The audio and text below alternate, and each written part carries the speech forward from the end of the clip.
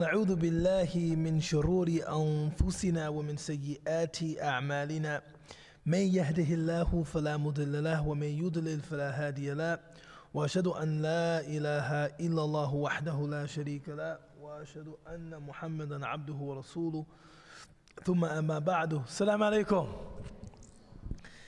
Of course, it's a great honor, a great privilege to be in a position to facilitate, these conversations. And I really mean that literally. We actually intend for this to be a facilitated conversation.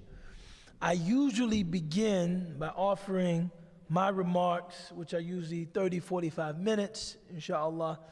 And then we quickly move to Q&A because I want to benefit from the collective experiential, spiritual, and other kinds of capital that we have in the room.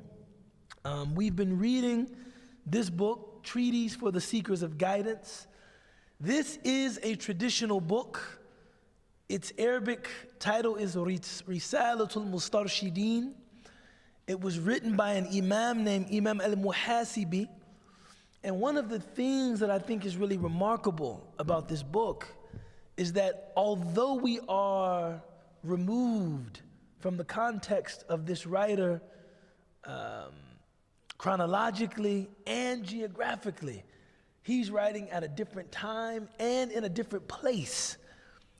The content of the book is still relevant, which goes to show that there are certain aspects of the human condition that are perennial.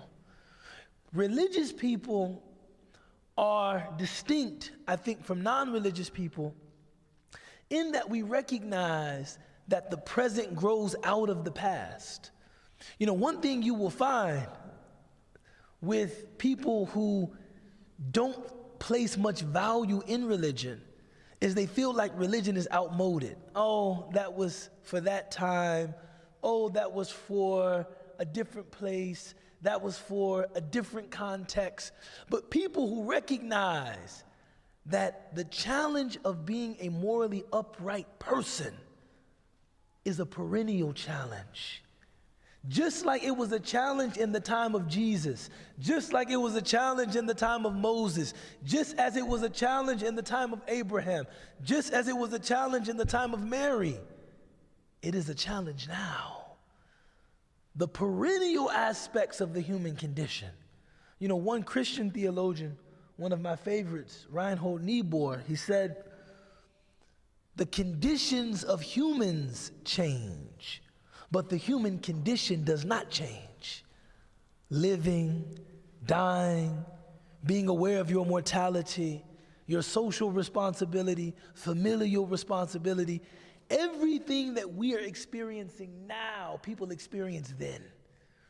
And part of what we're doing in being religious is we're reaching to the past. I remember listening of being an upright human being. I know more than her, or I know better than her. No, maybe about the natural sciences, I know more. Maybe about technology, I know more.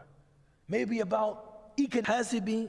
He begins this section with a quote from Umar ibn al-Khattab radiyallahu anh. He said, "Fears God, a God-fearing person, does not give vent to his. He or she also refrains from doing whatever their ego desires." And then he says as a statement,